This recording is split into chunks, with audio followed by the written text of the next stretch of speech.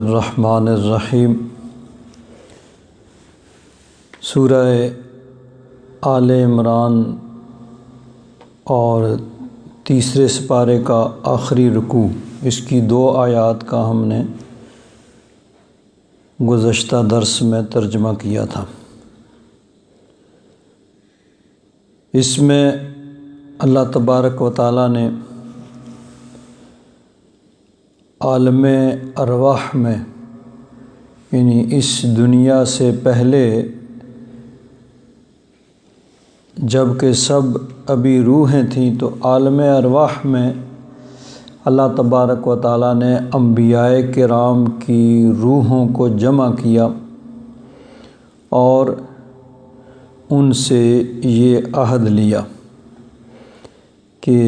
وہ انبیاء کرام دنیا میں تشریف لائیں گے، اللہ تبارک و تعالیٰ انہیں کتاب و حکمت عطا فرمائے گا، پھر ان کے بعد اللہ کا محبوب تشریف لائے گا۔ تو جب اللہ کا محبوب تشریف لائے تو اس وقت جو بھی نبی موجود ہو یا جس نبی کے امتی موجود ہوں،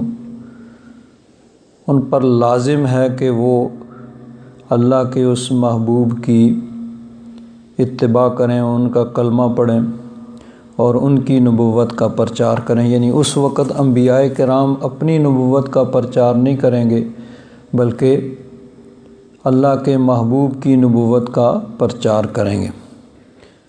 اللہ تبارک و تعالیٰ جانتا تھا کہ جب میرا محبوب تشریف لائے گا تو اس وقت ظاہری حیات میں دنیا کے اندر کوئی نبی نہیں ہوں گے، لیکن اللہ تبارک و تعالیٰ نے اپنے محبوب کی عظمت و شان کی خاطر اس عہد کو لیا اور اس کو قرآن پاک میں بیان کیا، اپنے محبوب کی شان کو۔ یہاں ایک اور بڑا اہم نقطہ ہے، اس پہ تھوڑی سی گفتگو کرنے کے بعد پھر آگے چلتے ہیں۔ اللہ تبارک و تعالیٰ نے فرمایا وَإِذْ أَخَذَ اللَّهُ مِيثَاقَ النَّبِيِّينَ، اس وقت کو یاد کرو کہ جب اللہ تبارک و تعالیٰ نے انبیاء کرام سے عہد لیا، یعنی ان سب کی روحوں کو اکٹھا کر کے، لَمَا آتَيْتُكُم مِّن كِتَابٍ وَحِكْمَةٍ، کہ میں تمہیں کتاب و حکمت دوں، ثُمَّ جَاءَكُمْ رَسُولٌ، پھر آ جائے تمہارے پاس ایک بڑی شان والا رسول۔ رسولن کی تنوین جو ہے یہ تنوین تعظیم ہے۔ مصدق لما معکم، جو اس کی تصدیق کرنے والا ہو جو تمہارے پاس ہے۔ لَتُؤْمِنُنَّ بِهِ وَلَتَنْصُرُنَّ، تو تم ضرور بضرور اس پہ ایمان لانا اور اس کی مدد کرنا۔ تو حضور نبی کریم صلی اللہ علیہ وسلم کی اللہ تبارک و تعالیٰ نے یہاں صفت بیان فرمائی مصدقن، کہ حضور تصدیق کرنے والے ہیں۔ ویسے نبی کریم صلی اللہ علیہ وسلم مبشر بھی ہیں۔ اللہ تبارک و تعالیٰ نے اپنے محبوب کی شان کو بیان کیا تو فرمایا انا ارسلناک شاہدا و مبشرا و نذیرا، کہ محبوب ہم نے آپ کو یا ایھا النبی انا ارسلناک شاہدا و مبشرا و نذیرا، ہم نے آپ کو شاہد یعنی گواہ اور مبشر خوشخبری سنانے والا اور ڈر سنانے والا۔ تو مبشر ہیں، خوشخبری سنانے والے ہیں کہ اللہ تبارک و تعالیٰ کا حکم ماننے والوں کو جنت کی خوشخبری سنانے والے اور نافرمانوں کو جہنم سے ڈرانے والے۔ لیکن یہاں جو انبیاء کرام سے فرمایا کہ وہ مصدق ہوں گے، یعنی تصدیق کریں گے پہلے انبیاء کرام کی سب کی، تو اس کا مطلب یہ ہے کہ حضور نبی کریم صلی اللہ علیہ وسلم سب سے آخر میں آئیں گے۔ حضور کے بعد کوئی اور نیا نبی نہیں آئے گا۔ اگر کسی نے بعد میں آنا ہوتا تو حضور پہلوں کی تصدیق کرتے اور یہ فرماتے بھئی میرے بعد بھی فلاں نبی آئے گا یا انبیاء آئیں گے، تو تم ان پہ ایمان لانا۔ لیکن حضور اس اعتبار سے کسی نبی کی خوشخبری دینے والے نہیں بلکہ پہلوں کی تصدیق کرنے والے ہیں۔ کیوں کہ حضور ہیں ہی آخری نبی۔ اگر حضور کے بعد کسی اور نبی نے آنا ہوتا تو پھر حضور اس کی خوشخبری بھی ساتھ سناتے، جس طرح حضرت عیسیٰ علیہ السلام ہیں کہ حضرت عیسیٰ علیہ السلام تشریف لائے تو حضرت عیسیٰ علیہ السلام نے ارشاد فرمایا وَإِذْ قَالَ عِيسَىٰ ابْنُ مَرْيَمَ يَا بَنِي إِسْرَائِيلَ إِنِّي رَسُولُ اللَّهِ إِلَيْكُمْ۔ حضرت عیسیٰ علیہ السلام نے اپنی قوم بنی اسرائیل سے فرمایا کہ میں تمہاری طرف اللہ کا رسول بن کے آیا ہوں، مُصَدِّقًا لِمَا بَيْنَ يَدَيَّ مِنَ التَّوْرَاۃ، مجھ سے پہلے جو تورات موجود ہے اس کی میں تصدیق کرتا ہوں کہ یہ اللہ کی کتاب ہے، وَمُبَشِّرًا بِرَسُول، اور ایک بڑی شان والے رسول کی میں خوشخبری بھی سناتا ہوں، یأتی من بعد اسمہ احمد، جو میرے بعد تشریف لائیں گے اور ان کا اسم گرامی احمد ہوگا، صلی اللہ تعالیٰ علیہ وآلہ وصحبہ وبارک وسلم۔ تو پہلے انبیاء کرام پہلوں کی تصدیق کرتے تھے کہ پہلے جو انبیاء کرام تشریف لائے وہ سچے نبی تھے، اور حضور کی خوشخبری سناتے تھے کہ اللہ کا محبوب ابھی آنا ہے، وہ تشریف لا رہا ہے۔ لیکن نبی کریم صلی اللہ علیہ وسلم چونکہ آخری نبی ہیں تو اس اعتبار سے حضور صرف مصدق ہیں۔ پہلے انبیاء کرام کی تصدیق تو آپ نے فرمائی لیکن کسی نبی کی آپ نے بشارت نہیں دی کہ میرے بعد بھی کسی نے آنا ہے۔ تو یہ بھی حضور نبی کریم صلی اللہ علیہ وسلم کے خاتم النبیین ہونے کی ایک دلیل ہے کہ حضور نے پہلے انبیاء کرام کی تصدیق تو فرمائی لیکن یہ نہیں فرمایا کہ میرے بعد بھی کوئی نبی آئے گا۔ اور پھر اگر اس پہ غور کیا جائے کہ اللہ تعالیٰ نے فرمایا کہ اے انبیاء کرام میں تمہیں کتاب و حکمت دوں، ثم جاءکم، اب ثم جو ہوتا ہے عربی میں اس کو کہتے ہیں لغت والے گرامر والے کہ یہ تراخی کے لیے آتا ہے۔ ایک ہوتا ہے واو میں مطلقاً جمع ہوتی ہے، اس میں یہ نہیں ہوتا کہ کون سی چیز پہلے ہے کون سی بعد میں ہے، لیکن اگر فا ہو تو اب اس فا کا مطلب ہوتا ہے کہ یہ چیز پہلے ہے یہ بعد ہے۔ مثلا عربی میں کہیں جاء زید و عمر، زید اور عمر آئے، اب یہ کوئی نہیں ہے کہ کون پہلے آیا کون بعد میں آیا، عموماً یہی ہے کہ جو ذکر جس ترتیب سے ذکر ہو رہا ہے اسی سے ہوگا، لیکن اس کے خلاف بھی ہو سکتا ہے کہ جس کا ذکر بعد میں ہے وہ پہلے آیا ہو اور جس کا ذکر پہلے ہے وہ بعد میں آیا ہو، تو یہ ممکن ہے۔ لیکن اگر کہیں جاءنی زید فعمر، تو اب یہ کنفرم ہو گیا کہ عمر بعد میں آیا ہے، زید پہلے آیا کیونکہ فا آیا ہے۔ اب یہ نہیں ہو سکتا کہ عمر پہلے آیا ہو اور زید بعد میں آیا ہو، کیونکہ ذکر اس طرح جاءنی زید فعمر کہ زید پہلے آیا ہے، اس کے فوراً بعد پھر عمر آیا ہے۔ اور اگر کہیں جاءنی زید ثم عمر تو اس کا مطلب ہے کہ فوراً بعد بھی نہیں بلکہ اس کے کچھ دیر بعد، کیونکہ یہ تراخی کے لیے ہوتا ہے۔ تو اللہ تعالیٰ نے ثم جاءکم رسول، پھر یعنی سب کے بعد میں اور بعد بھی پھر زمانہ فطرت کے حضرت عیسیٰ علیہ السلام کے 500 سال بعد وہ نبی کریم صلی اللہ علیہ وسلم اس دنیا میں تشریف لائے۔ 571 عیسوی حضور کا ولادت ہے، یعنی 571 سال وہ حضرت عیسیٰ علیہ السلام کے بعد نبی کریم صلی اللہ علیہ وسلم تشریف لائے۔ تو حضور تمام انبیاء کرام کے آخر میں تشریف لائے، اور اس چیز کو اللہ تبارک و تعالیٰ نے قرآن پاک میں صراحتاً اور اشارتاً بے شمار مقامات پہ بیان فرمایا۔ سب سے جو اہم اس بات کی دلیل ہے وہ اللہ تبارک و تعالیٰ نے ارشاد فرمایا ما کان محمد ابا احد من رجالکم، محمد صلی اللہ علیہ وسلم تم مردوں میں سے کسی کے باپ نہیں، کہ حضور کے صاحبزادے وہ بچپن میں فوت ہو گئے تھے، ولیکن رسول اللہ، ہاں وہ اللہ کے رسول ہیں، وخاتم النبیین، اور خاتم النبیین ہے، سارے نبیوں سے آخر میں تشریف لانے والے ہیں۔ اب اس خاتم النبیین کے معنی میں بھی بعض اوقات دھوکہ دہی کرنے کی کوشش کی جاتی ہے، یہ مانا وہ مانا یوں مانا۔ پوری امت کا اس بات پہ اتفاق ہے کہ اس کا معنی یہی ہے، خاتم النبیین کا معنی ہے کہ نبی کریم صلی اللہ علیہ وسلم تمام نبیوں کے آخر میں تشریف لائے۔ سارے انبیاء کرام 1,24,000 کم و بیش جتنے بھی انبیاء کرام تشریف لائے وہ سب کے سب پہلے تشریف لائے، اور نبی کریم صلی اللہ علیہ وسلم ان سب سے آخر میں تشریف لائے۔ حضرت پیر کرم شاہ صاحب رحمۃ اللہ تعالیٰ علیہ نے اس آیت کے ضمن میں اس پہ بڑی تفصیلی بحث کی ہے۔ فرماتے ہیں کہ ختم نبوت کا جو عقیدہ ہے یہ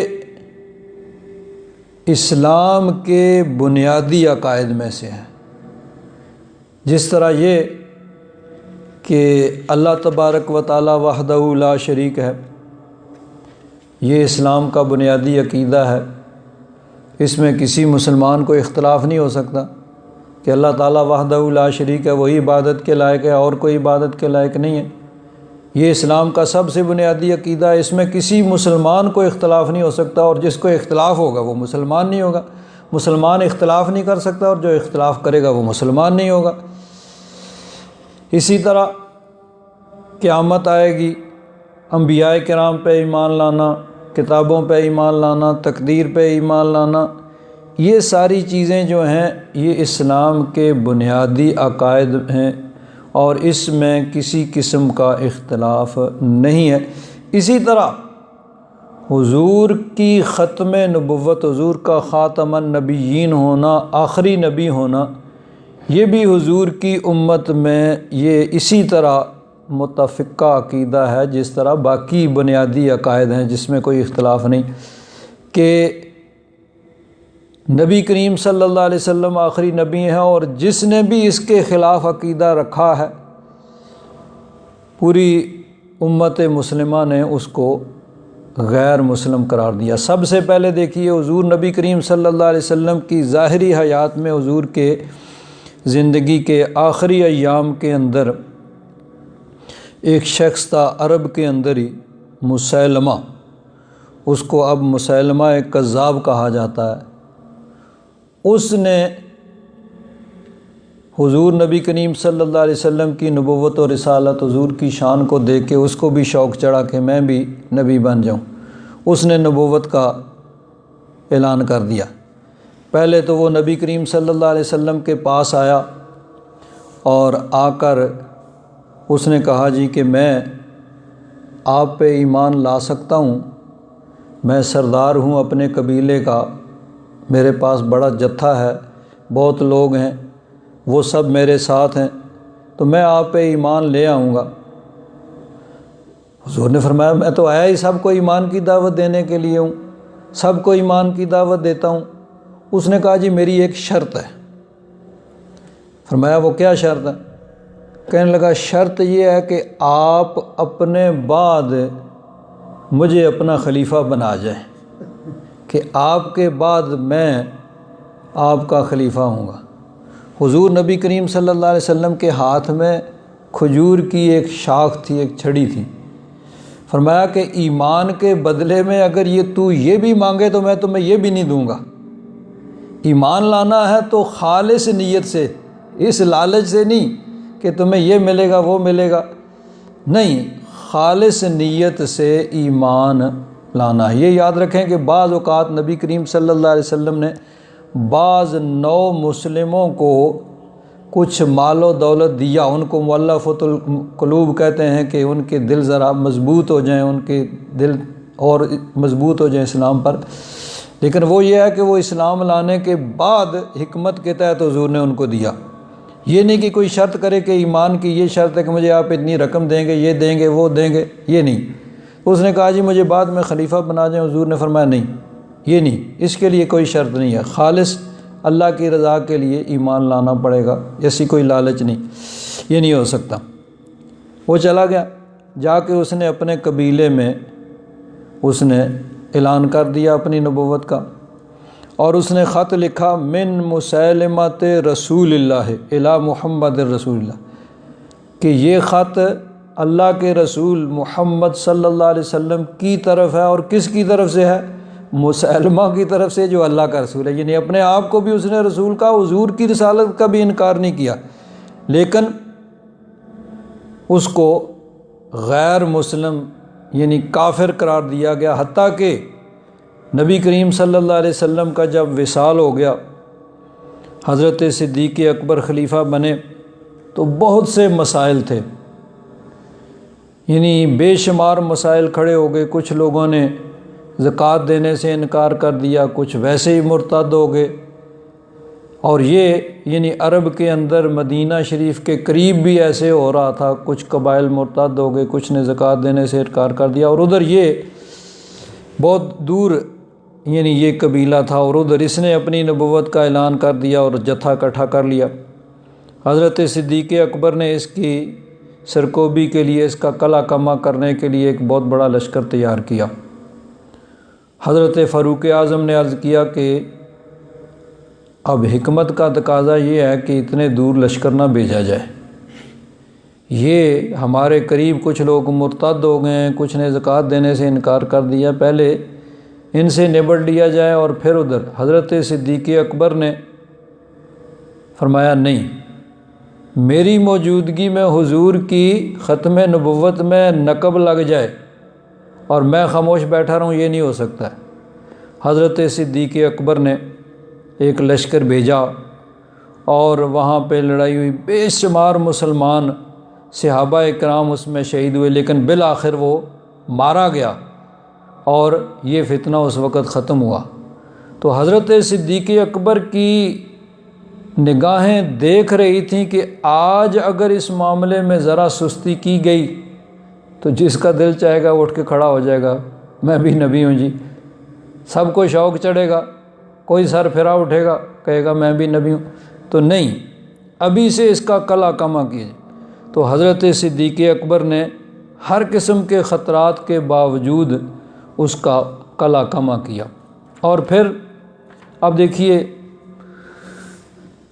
یعنی مسلمانوں میں بہت سے فرقے بن گئے مختلف قسم کے، جن میں اختلافات بھی ہیں، سب کچھ ہے، لیکن یہ بات بہرحال سب اس پہ سب متفق ہیں حضور کی ختم نبوت پر۔ اس میں کسی قسم کا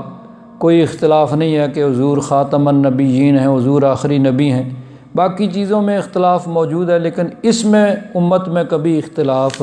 نہیں ہوا ہے۔ بدقسمتی سے مسلمانوں کے دور غلامی میں دشمنان دین کی طرف سے ایک فتنہ کھڑا ہوا، اور انہوں نے ایک جھوٹی نبوت کو پروان چڑھایا، اور پیچھے سے ساری غیر مسلموں کی قوت اور طاقت تھی، اس کے ذریعے سے اس کو انہوں نے پروان چڑھایا اور مسلمانوں کے اندر اختلاف پیدا کرنے کی کوشش کی۔ حالانکہ دیکھیے قرآن پاک میں صراحتاً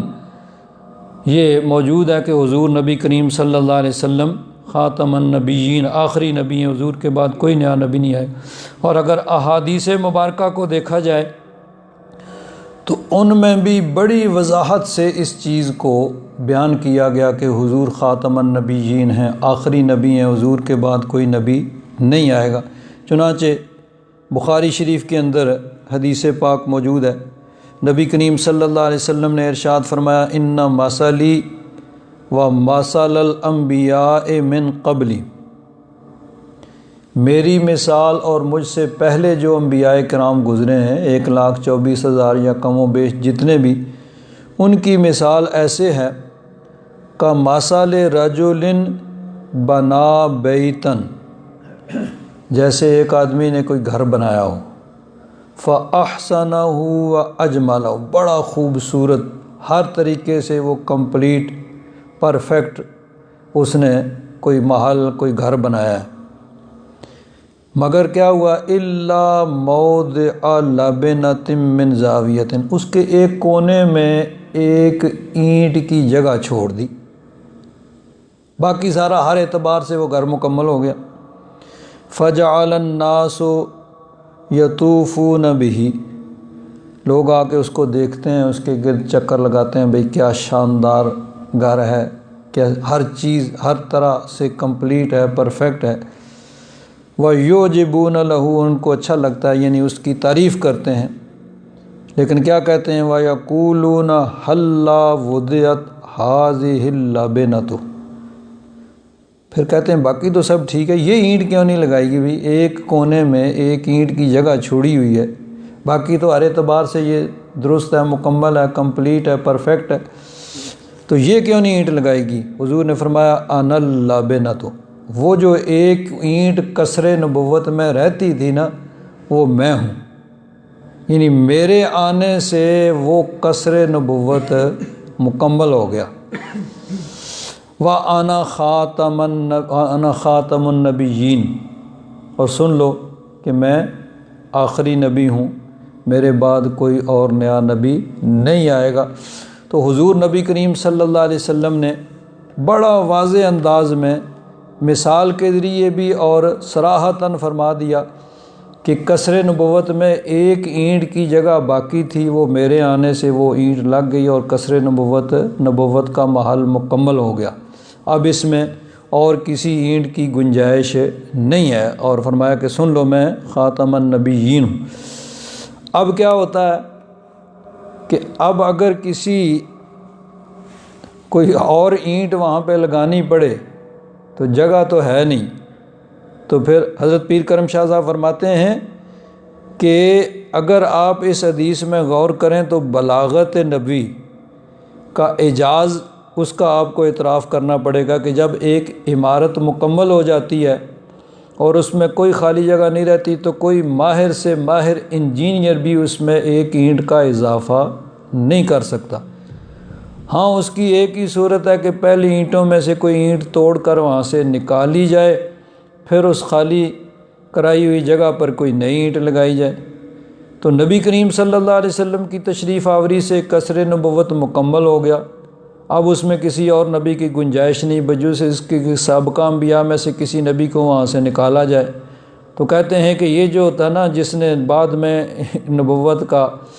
اپنی جھوٹی نبوت کا اعلان کیا تھا،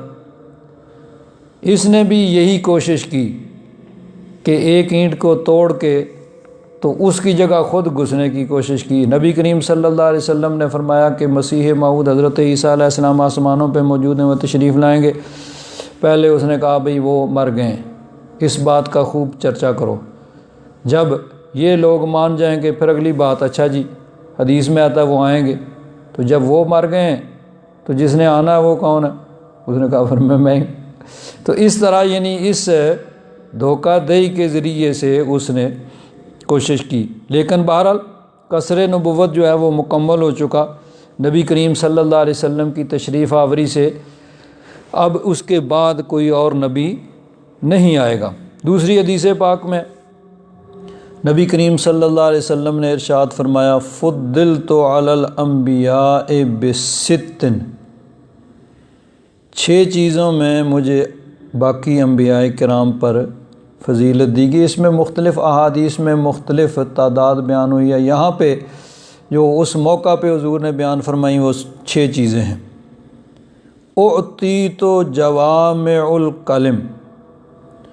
حضور نے فرمایا کہ مجھے جامع کلمات عطا کیے گئے، کہ لفظ تھوڑے سے لیکن اس کا مفہوم،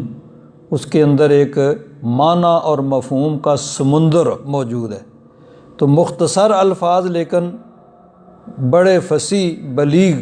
کہ بات بالکل پوری طرح سمجھ آ جائے۔ قرآن پاک بھی اور حضور نبی کریم صلی اللہ علیہ وسلم کے ارشادات بھی، یہ سب جوامع الکلم ہیں۔ اور فرمایا دوسری چیز وَنُصِرْتُ بِالرُّعْبِ، رعب کے ساتھ میری مدد کی گئی کہ میرے دشمنوں پر میرا رعب پڑ جاتا ہے۔ وَأُحِلَّتْ لِيَ الْغَنَائِمُ، اور مال غنیمت میرے لیے حلال کیا گیا کہ جب دشمن سے لڑائی ہوتی ہے تو لڑائی میں جو مال دشمن کا ہاتھ آتا ہے اس کو مال غنیمت کہا جاتا ہے۔ پہلی امتوں میں وہ حلال نہیں ہوتا تھا، اس میں یہ ہوتا تھا کہ ٹھیک ہے اس کو اکٹھا کرو، اس کو آگ لگا دو، اس کو اجازت نہیں ہوتی تھی۔ تو حضور نے فرمایا کہ یہ مجھے ایک اللہ تعالیٰ نے الگ سے یہ یعنی فضیلت عطا فرمائی ہے کہ میرے لیے غنیمتوں کو حلال کر دیا گیا۔ وَجُعِلَتْ لِيَ الْأَرْضُ مَسْجِدًا وَطُہُورًا، اور میرے لیے ساری زمین کو مسجد اور پاک بنا دی گئی۔ پہلی امتیں صرف اپنے عبادت خانوں کے اندر عبادت کر سکتی تھیں، لیکن حضور کی امت یہ ٹھیک ہے کہ مسجد کے اندر عبادت نماز کا ثواب گھر میں یا باقی جگہوں سے زیادہ ہے، لیکن جہاں تک اس بات کا تعلق ہے کہ نماز جائز ہے اور فرض ادا ہو جائے گا، گھر میں پڑھے، بازار میں پڑھے، دکان، جو بھی پاک صاف جگہ ہوگی وہاں پہ وہ عبادت کر سکتا ہے، نماز پڑھ سکتا ہے۔ اور یہ بھی حضور کی اس امت کی خصوصیت ہے کہ حضور نے فرمایا کہ ساری زمین کو میرے لیے نماز کی جگہ اور پاک بنا دی گئی۔ طہور کا ایک یہ معنی بھی ہے کہ اگر پانی نہ موجود ہو تو مٹی سے تیمم کر سکتے ہیں، یعنی زمین پہ، پتھر پہ، ریت پہ ہاتھ مار کے اور اس سے تیمم کر لیا جائے، چہرے پہ اور دونوں ہاتھوں پہ کونیوں سمیت پھیر لیا جائے۔ تو پانی جب نہ ہو یا نہ استعمال کر سکتے ہو تو تیمم کر کے بھی عبادت کی جا سکتی ہے، یہ بھی معنی ہو سکتا ہے۔ وَأُرْسِلْتُ إِلَى الْخَلْقِ كَافَّةً، حضور نے فرمایا کہ مجھے تمام مخلوق کی طرف نبی بنا کر بھیجا گا۔ پہلے انبیاء کرام تشریف لاتے تھے خاص اقوام کی طرف، کوئی کسی شہر کی جانب، کوئی کسی علاقے میں، اپنے اپنے اوقات کے اندر جس وقت وہ تشریف لائے ان لوگوں کے وہ نبی بن کے تشریف لائے۔ لیکن نبی کریم صلی اللہ علیہ وسلم کی نبوت وہ زمان و مکان کی قید سے آزاد ہے کہ حضور نبی کریم صلی اللہ علیہ وسلم قیامت تک کے آنے والوں کے لیے، مشرق میں ہوں، مغرب میں ہوں، شمال میں ہوں، جنوب میں ہوں، گولے رنگ، کالے رنگ، کسی بھی رنگ و نسل سے، کسی بھی علاقے میں، کسی بھی زمانے میں آتے ہوں، سب کے لیے حضور نبی، اور صرف انسانوں کے لیے نہیں بلکہ انسانوں میں سب سے بڑھ کے انبیاء کرام ان کے بھی نبی، اور اللہ کی ساری مخلوق الی الخلق۔ اب خلق میں انسان، جمادات، نباتات سب اس میں آ جاتے ہیں، تو وہ نبی کریم صلی اللہ علیہ وسلم کو اللہ تبارک و تعالیٰ نے ساری مخلوق الی الخلق کافۃ، پوری مخلوق کی طرف اللہ تعالیٰ نے حضور کو نبی بنا کے بھیجا۔ اور فرمایا چھٹی چیز وَخُتِمَ بِالنَّبِيُّونَ، اور اللہ تبارک و تعالیٰ نے میرے ذریعے سے، میری تشریف آوری سے سلسلہ انبیاء کو ختم کر دیا کہ حضور کو اللہ تعالیٰ نے آخری نبی بنا کر بھیجا۔ تو حضور نبی کریم صلی اللہ علیہ وسلم کی اس حدیث پاک میں بھی ہے کہ حضور آخری نبی ہیں، حضور کے بعد کوئی اور نبی نہیں آ سکتا۔ ایک حدیث پاک میں حضور نے فرمایا ان الرسالۃ والنبوۃ قد انقطعت، نبوت اور رسالت وہ منقطع ہو گئی، مکمل ہو گئی، ختم ہو گئی۔ ولا رسول بعدی ولا نبی، میرے بعد اب نہ کوئی نبی آئے گا اور نہ کوئی رسول آئے گا۔ ایک حدیث پاک میں حضور نے فرمایا ان اللہ لم یبعث نبیا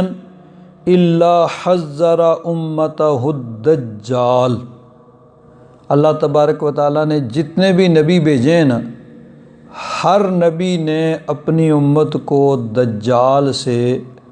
ڈرایا، اس سے خبردار کیا کہ دجال آئے گا قیامت کے نزدیک اور وہ یہ کرے گا، وہ کرے گا، اس کی ساری چیزیں۔ تو دجال سے خبردار کیا، دجال سے ڈرایا، یہ سارے انبیاء کرام نے۔ اور فرمایا وَأَنَا آخِرُ الْأَنبِيَاءِ، سن لو کہ میں انبیاء میں سب سے آخری ہوں۔ وَأَنْتُمْ آخِرُ الْأُمَمِ،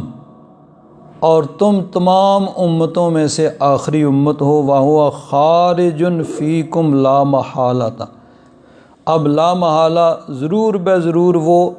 تمہارے اندر ہی اس کا خروج ہوگا، اسی امت میں وہ نکلے گا۔ تو پہلے انبیاء کرام بھی اپنی امتوں کو ڈراتے رہے، لیکن فرمایا کہ میں آخری نبی ہوں اور تم آخری امت ہو، تو تمہارے اندر ہی وہ دجال جو ہے وہ نکلے گا۔ تو حضور نبی کریم صلی اللہ علیہ وسلم نے اس میں بھی اپنی ختم نبوت کو بیان کیا۔ ایک حدیث پاک میں ہے لو کان بعدی نبی، اگر میرے بعد کسی کا نبی ہونا ممکن ہوتا لکان عمر بن الخطاب، تو پھر وہ عمر بن خطاب ہوتے۔ اگر بعد میں انبیاء کرام کا سلسلہ جاری رہتا تو پھر ہم حضرت فاروق اعظم نبی ہوتے، لیکن یہ نبوت کا سلسلہ مکمل ہو چکا، اب کسی اور نے نبی نہیں ہونا۔ ایک حدیث پاک میں کہ نبی کریم صلی اللہ علیہ وسلم جب غزوہ تبوک کے لیے تشریف لے جانے لگے تو اپنا نائب حضرت علی کرم اللہ تعالی وجہ الکریم ان کو مقرر کیا کہ تم یہاں میرے نائب کی حیثیت سے، یعنی امامت اور جو حکومت کے جو ریاست کے جو تمام معاملات ہیں تم چلاؤ گے۔ تو حضرت علی کی خواہش یہ تھی کہ وہ بھی حضور کے ساتھ جہاد میں جائیں، تو حضرت علی نے عرض کیا کہ یا رسول اللہ آپ مجھے عورتوں اور بچوں کے ساتھ پیچھے چھوڑ کے جا رہے ہیں۔ ظاہر بات ہے کہ پیچھے عورتیں ہیں، بچے ہیں، یا منافقین ہیں جو جنگ میں نہیں جانا چاہتے تھے، یا بوڑھے ہیں، بیمار ہیں جو نہیں جا سکتے، تو آپ مجھے ان کے ساتھ چھوڑ کے جا رہے ہیں۔ تو حضور نے فرمایا انت منی بمنزلت ہارون من موسیٰ۔ حضرت علی سے فرمایا کہ تمہاری حیثیت میرے ساتھ وہ ہے جو حضرت ہارون کی حضرت موسیٰ علیہ السلام کے ساتھ تھی، کہ حضرت موسیٰ علیہ السلام جب کوہ طور پہ گئے اللہ تبارک و تعالیٰ سے شرف ہم کلامی کے لیے اور تورات لینے کے لیے، تو حضرت ہارون کو اپنا خلیفہ اپنی قوم کے اندر مقرر کر کے گئے تھے۔ تو فرمایا کہ انت منی بمنزلت ہارون من موسیٰ، جس طرح حضرت موسیٰ علیہ السلام کے ساتھ حضرت ہارون کی حیثیت تھی، تمہاری حیثیت وہی ہے میرے ساتھ، تو اس لیے میں تمہیں اپنا نائب بنا کے جا رہا ہوں۔ الا انہ لا نبی بعدی، ہاں ایک فرق ہے کہ حضرت موسیٰ علیہ السلام بھی نبی تھے اور حضرت ہارون بھی نبی تھے، اور میرے بعد کوئی نبی نہیں ہوگا۔ باقی جس طرح حضرت ہارون حضرت موسیٰ علیہ السلام کے بھائی تھے اور ان کو اپنا نائب بنا کے گئے تھے، تم بھی میرے بھائی ہو، بیٹے ہو، داماد ہو، اور میں تمہیں اپنا نائب بنا کے جا رہا ہوں۔ تو اس میں بھی ہے کہ میرے بعد کوئی نبی نہیں ہوگا۔ اور ایک حدیث پاک میں بڑی وضاحت سے نبی کریم صلی اللہ علیہ وسلم نے ارشاد فرمایا، حضرت ثوبان حضور کے غلام، آزاد کردہ غلام ہیں، وہ فرماتے ہیں قال رسول اللہ صلی اللہ علیہ وسلم انہ سیکون فی امتی کذابون ثلاثون، میری امت میں 30 جھوٹے ہوں گے، 1 2 نہیں 30، اور یہ 30 کی عدد بھی یعنی کثرت کے لیے ہو سکتا ہے، قیامت تک کے لیے اور بھی ایسے سر پھیرے نکلتے رہیں۔ کلہم یزعم انہ نبی، ان میں سے ہر ایک کا یہ خیال ہوگا، ہر ایک کا یہ دعویٰ ہوگا کہ وہ نبی، یعنی نبوت کا دعویٰ کریں گے، لیکن سن لو وَأَنَا خَاتَمُ النَّبِيِّينَ لا نبی بعدی، میں خاتم النبیین ہوں، میرے بعد کوئی نبی نہیں آئے گا۔ تو حضور نبی کریم صلی اللہ علیہ وسلم نے اپنے احادیث میں بھی اسی چیز کو، جس کو قرآن پاک میں اللہ تبارک و تعالیٰ نے بیان فرمایا، نبی کریم صلی اللہ علیہ وسلم نے بڑی وضاحت کے ساتھ اس کو احادیث مبارکہ میں بھی بیان فرما دیا۔ اور 1400 سال سے جو بھی پہلے جتنے مفسرین کرام ہوئے ہیں ان سب نے یہی چیز بیان فرمائی ہے۔ علامہ ابن کثیر وہ فرماتے ہیں فقد اخبر اللہ تعالیٰ فی کتابہ و رسولہ صلی اللہ علیہ وسلم فی السنت المتواترۃ، کہ اللہ تعالیٰ نے قرآن پاک میں اس چیز کو بیان فرما دیا، اور نبی کریم صلی اللہ علیہ وسلم کی احادیث جو معنی کے اعتبار سے متواتر ہیں اس چیز کو بیان فرما دیا، انہ لا نبی بعدہ، کہ حضور کے بعد کوئی اور نیا نبی نہیں آئے گا، لیعلموا، تاکہ سب لوگ جان لیں، ان کل من ادعا ھذا المقام بعدہ فہو کذاب، کہ حضور کے بعد جو بھی نبوت کا دعویٰ کرے گا اور اپنے آپ کو نبی کہے گا کہ سب لوگ اس بات پہ یقین رکھیں کہ وہ کذاب ہے اور افاق، بہت زیادہ جھوٹا اور بہتان باندھنے والا ہے، دجال ہے، ضال مضل، خود بھی گمراہ ہے اور دوسروں کو گمراہ کرنے والا ہے۔ اسی طرح روح المعانی علامہ سید محمود آلوسی ان کے حوالے سے لکھا ہے وَقَوْنَهُ صلی اللہ تعالیٰ علیہ وآلہ وصحبہ وبارک وسلم خاتم النبیین مما نطق بہ الکتاب وصرحت بہ السنۃ واجمعت علیہ الامۃ، کہ قرآن پاک نے بڑی وضاحت سے بیان فرما دیا، احادیث مبارکہ میں صراحت ہو گئی، اور پھر اسی پہ اجماع امت ہو گیا۔ جو قرآن و حدیث کا یہ مفہوم، اسی پہ اجماع امت، ساری امت اکٹھی ہوگی۔ فَيُكَفَّرُ مُدَّعِی خِلَافَہُ، اس کے علاوہ جو دعویٰ کرے گا نا، یعنی کوئی نبوت کے اندر نقب لگانے کی کوشش کرے گا تو اس کو کافر قرار دیا جائے گا۔ وَيُقْتَلُ إِنْ أَسَرَّ، شرعی طور پر، یعنی اگر وہ باز نہیں آئے گا تو پھر اس کی سزا شرعی طور پر وہ قتل ہے۔ تو تمام یعنی مفسرین کرام، ساری امت، اس میں کسی قسم کا کوئی اختلاف نہیں ہے کہ حضور نبی کریم صلی اللہ علیہ وسلم آخری نبی ہیں۔ اب چونکہ مسلمانوں کا دور غلامی تھا تو اس دور میں پھر کیا ہوا کہ جس طرح اور اسلام پہ ہر طریقے سے حملے ہو رہے تھے، ایک طریقہ یہ بھی آزمایا گیا اور یہ بڑا کارگر ثابت ہوا کہ مسلمانوں کے اندر ایک شخص کو کھڑا کیا گیا اور اس نے اپنی نبوت کا اعلان کر دیا کہ میں بھی نبی ہوں۔ اور چونکہ غیر مسلموں، اسلام کے دشمنوں کی حکومت تھی، تو پھر انہوں نے اپنے سنگینوں کے سائے کے اندر اس کو پروان چڑھایا، بھئی اس کو کسی قسم کا نقصان نہیں پہنچنا چاہیے، جو کام ہم نہیں کر سکے یہ کرے گا۔ پھر اس کو یعنی پوری طرح پروٹیکٹ کیا گیا۔ اور یہ بھی یاد رکھیں کہ اس جھوٹی نبوت کو یعنی اس تک پہنچنے کے لیے ان کو بڑا چکر لگانا پڑا۔ پہلے کہا کہ پہلے تو کیا ہوا کہ وہ عیسائیوں کے ساتھ مناظرے وغیرہ کرتے تھے، اور اس وجہ سے لوگ یعنی بڑے معترف تھے، حتیٰ کہ علامہ اقبال نے بھی اعتراف کیا کہ یہ شخص بڑا اچھا ہے جی۔ کیوں کہ اس وقت ہمارے عام جو علماء تھے وہ صرف اپنی کتابوں کے عالم تھے، اب غیر مسلموں کی کتابوں کو نہیں پڑھتے تھے کہ ان کے ذریعے سے مسلمانوں پہ کیا اعتراض کیے جا رہے ہیں اور ان کا کیا جواب دینا چاہیے۔ تو جو لوگ ان کی کتابوں کو پڑھتے تھے وہ پھر پریشان ہوتے تھے، تو اس نے کیا کیا، ان کی کتابوں کو پڑھ کے جو اعتراض اسلام پہ ہو رہے تھے ان کے جواب دینے شروع کیے، عیسائیوں سے مناظرے شروع کرنی ہے۔ تو لوگ بڑے خوش ہوئے، بھئی ایک ایسا آدمی آ گیا جو اسلام کا دفاع کر رہا ہے۔ علامہ اقبال نے بھی تعریف کی، اس کو لوگ بڑے پیش کرتے ہیں، لیکن وہ اس وقت ہے جب وہ ابھی ظاہر نہیں ہوا تھا۔ پھر کیا ہوا، تو کچھ شہرت مل گئی، تو پھر اس طرف اپنا سفر جو ہے وہ شروع کیا۔ پہلے کہا جی کہ حضرت عیسیٰ علیہ السلام کو وہ بڑی کوشش کر کے جی وہ فوت ہو گئے ہیں، فلاں جگہ ان کی قبر ہے، یہ ہے وہ ہے۔ جب وہ یہ اپنے خیال کے مطابق یہ ثابت کر لیا کہ جی وہ مر گئے، تو اچھا جی اب انہوں نے آنا ہے، تو وہ کون ہے؟ اچھا جی وہ میں ہوں۔ کبھی مسیح موعود، کبھی جو ہے مجدد، یہ وہ دوسرا تیسرا، اس طرح چکر لگا کے بالآخر وہ اپنے آپ کو آخر میں پھر نبی ڈکلیئر کیا۔ اب کیا ہوتا ہے، آج بھی دنیا میں اس کے ماننے والے جو ہیں ان کا ایک فارمولہ نہیں ہے ہر آدمی کو، وہ مختلف فارمولے ہیں ہر آدمی کو دیکھ کے، بھئی کون سا فارمولہ، کسی کو اسی طرح سے وہ لمبے چکر لگاتے ہیں، پہلے یہ ثابت کراتے ہیں کہ جی مسیح موعود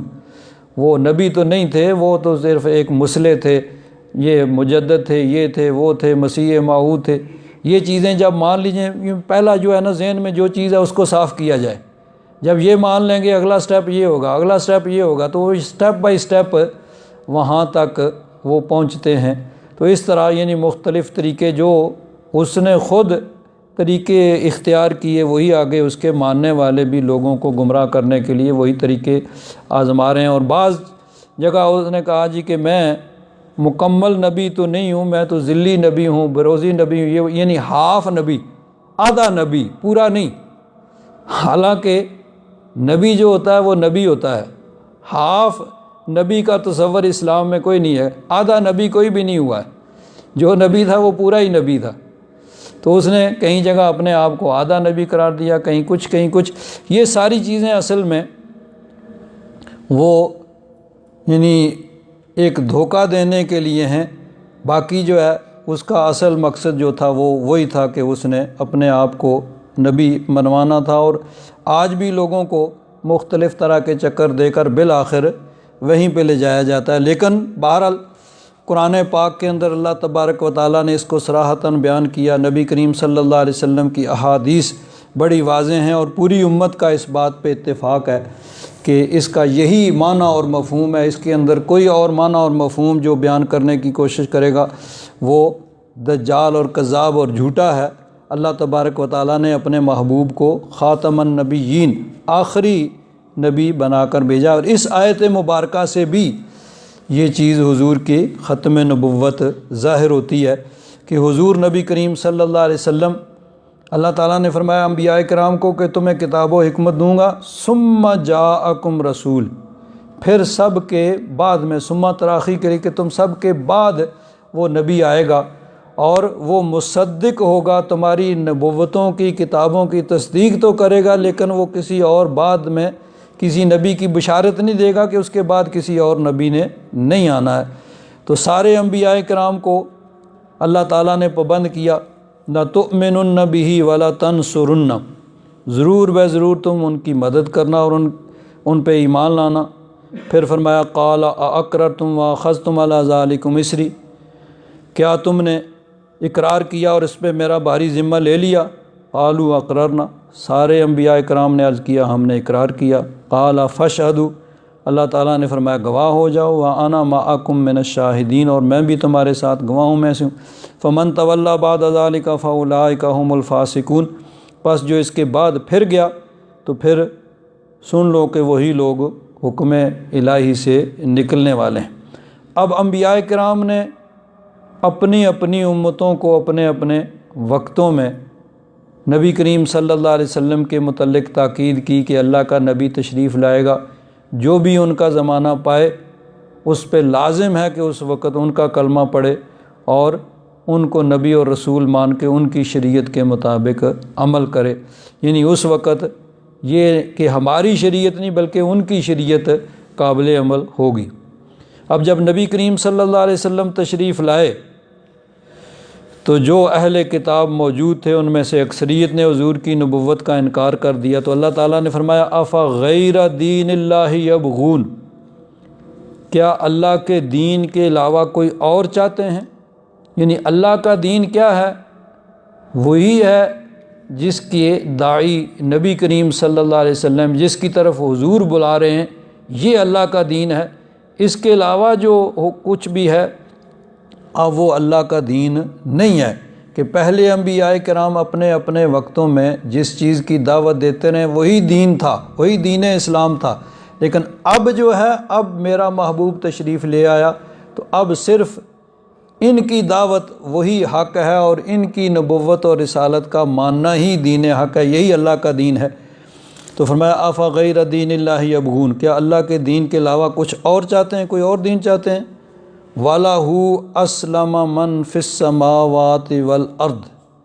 حالانکہ اسی کے لیے ہیں، اسلمہ کا معنی ہوتا ہے گردن جھکانا، سر تسلیم خم کر لینا، اسی کے لیے گردن جھکاتے ہیں جو بھی آسمانوں اور زمینوں میں ہیں، طوعاً و کرہاً، کچھ تو خوشی سے اور کچھ مجبوراً، وَإِلَيْهِ يُرْجَعُونَ، اور اسی کی طرف پھر وہ لوٹائے جائیں گے۔ اب دیکھیے دنیا کے اندر ہر چیز جو ہے وہ اللہ تبارک و تعالیٰ کے حکم کے سامنے سر تسلیم خم کی ہوئی ہے، طوعاً و کرہاً، یعنی خوشی سے یا مجبوراً، لیکن ہر چیز اللہ تبارک و تعالیٰ کے حکم کی پابند ہے، یعنی دنیا کی ہر چیز وہ اللہ تبارک و تعالیٰ کے حکم کی پابند ہے۔ مثلا سورج اپنے ٹائم پہ نکلتا ہے، اپنے وقت پہ غروب ہو جاتا ہے، یہ نہیں ہوتا کہ کبھی لیٹ ہو جائے نکلنے میں یا ڈوبنے میں۔ دن اپنے ٹائم پہ آتا ہے، رات اپنے وقت پہ آتی ہے، بارشیں اللہ تبارک و تعالیٰ کے حکم کے مطابق جہاں اس کی منشا ہوتی ہے وہاں ہوتی ہیں، ہوائیں چلتی ہیں، ہر چیز جو ہے وہ اللہ تبارک و تعالیٰ کے حکم کے مطابق چل رہی ہے، اور اس میں اس کا اپنا کوئی اختیار نہیں ہے۔ لیکن انسان کو اللہ تبارک و تعالیٰ نے ایک قدر اختیار دے دیا۔ اب انسان کو اللہ تعالیٰ نے اس حد تک اختیار دیا کہ اپنی مرضی سے وہ جو چاہے کر سکتا ہے۔ یعنی اللہ تبارک و تعالیٰ نے انسان کو نیکی کا رستہ بتا دیا، برائی کا رستہ بتا دیا، یہ اچھا عمل ہے، یہ برا عمل ہے، یہ نیکی کا رستہ ہے، یہ برائی کا رستہ ہے۔ نیکی کے رستے پہ چلو گے میری رضا حاصل ہوگی، جنت ملے گی، برائی کے رستے پہ چلو گے یہ میری ناراضگی کا سبب بن جائے گا اور جہنم جانے کا سبب بنے گا۔ ساری چیزیں واضح کر کے ایک حد تک انسان کو اختیار دیا۔ مکمل اختیار انسان کو بھی نہیں ہے، لیکن ایک حد تک اختیار ہے۔ وہ کس حد تک کہ انسان کھڑا ہے دو ٹانگوں پہ، ایک اتنا اختیار ہے کہ ایک ٹانگ کھڑا ہو تو اٹھا لے، لیکن یہ نہیں ہو سکتا کہ دونوں اٹھا لے۔ یعنی یہ نہیں کہ انسان مکمل با اختیار ہے، لیکن کسی حد تک انسان کو اللہ تبارک و تعالیٰ نے اختیار دیا کہ نیکی اور برائی کا رستہ بتا کے بھائی اپنی مرضی سے ان میں سے جس کو چاہو منتخب کر لو، لیکن یہ یاد رکھو کہ یہ نیکی کا رستہ ہے، یہ جنت جانے کا رستہ ہے، یہ برائی کا رستہ ہے، یہ جہنم جانے کا رستہ ہے۔ اب اپنی مرضی سے جس رستے پہ چلو گے پھر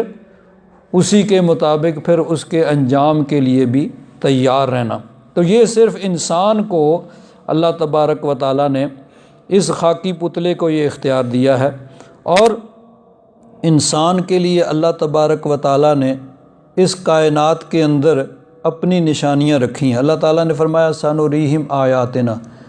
ہم انسانوں کو اپنی نشانیاں دکھائیں گے، فی الآفاق و فی انفسہم،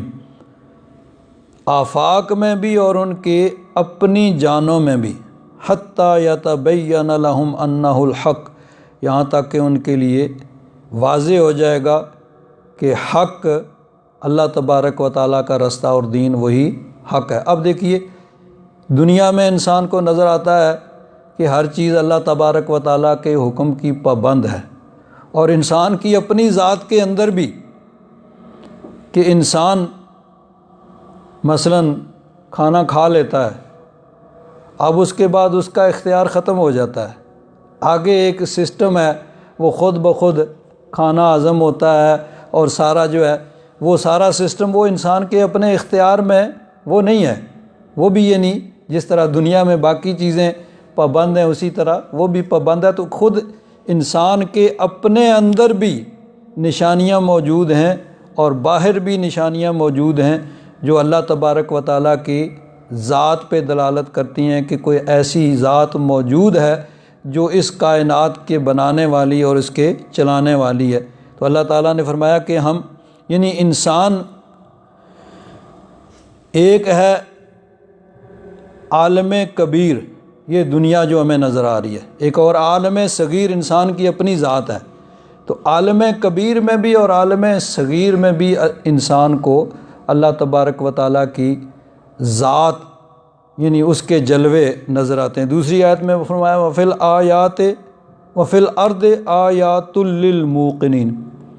زمین کے اندر یقین کرنے والوں کے لیے نشانیاں موجود ہیں کہ زمین کی ہر چیز اللہ تبارک و تعالیٰ کے حکم کی پابند ہے۔ وَفِي أَنفُسِكُمْ، اور تمہارے اپنے نفسوں میں تمہاری جانوں کے اندر بھی نشانیاں موجود ہیں۔ افلا تبصرون، تو کیا تم دیکھتے نہیں ہو؟ تو اللہ تبارک و تعالیٰ نے انسان کو کسی حد تک اختیار دیا ہے اور انسان کو عقل کی دولت سے مالا مال کیا ہے، اور انسان کو بتا دیا ہے کہ تمہیں اختیار دیا ہے، تم اپنی اختیار سے جس رستے کو چاہو پسند کر لو، اور پھر لیکن اس کا انجام بھی جو ہے اس کے لیے تیار رہنا۔ تو اللہ تبارک و تعالیٰ نے فرمایا کہ ہر چیز جو ہے دنیا کی وہ اللہ تبارک و تعالیٰ کے حکم کی پابند ہے، طوعاً و کرہاً، خوشی سے یا مجبوراً، سب اسی کے پابند ہیں۔ ہر چیز جو ہے وہ بغیر اختیار کے اللہ تبارک و تعالیٰ کے حکم پر چل رہی ہے۔ انسان کو اللہ تبارک و تعالیٰ نے اشرف المخلوقات بنایا ہے، تمام مخلوقات سے بہتر بنا کے اس کو اللہ تبارک و تعالیٰ نے عقل کی دولت سے مالا مال کیا، اور ہدایت کے تمام سامان جو ہیں وہ بہم پہنچائے، اور اس کے بعد پھر اختیار دیا، بھائی ٹھیک ہے جس راستے کو چاہو اختیار کر لو، لیکن اس کے انجام کے لیے پھر تیار رہنا۔ تو عقل کا اور اشرف المخلوقات کا تقاضا یہ ہے کہ انسان اپنی مرضی سے، اپنی خوشی سے اللہ تبارک و تعالیٰ کے احکام کا پابند ہو اور اس کے احکام کے مطابق اپنی زندگی گزارے۔ اللہ تبارک و تعالیٰ ہم سب کو توفیق عطا فرمائے۔ الحمدللہ رب العالمین والصلاة والسلام علی حبیبہ سیدنا و مولانا محمد وعلی آلہ واصحابہ اجمعین۔ اللہم انک عفو کریم تحب العفو فاعف عنا یا غفور یا غفور۔ صلی اللہ تعالیٰ علی حبیبہ سیدنا و مولانا محمد وعلی آلہ واصحابہ اجمعین برحمتک یا ارحم الراحمین۔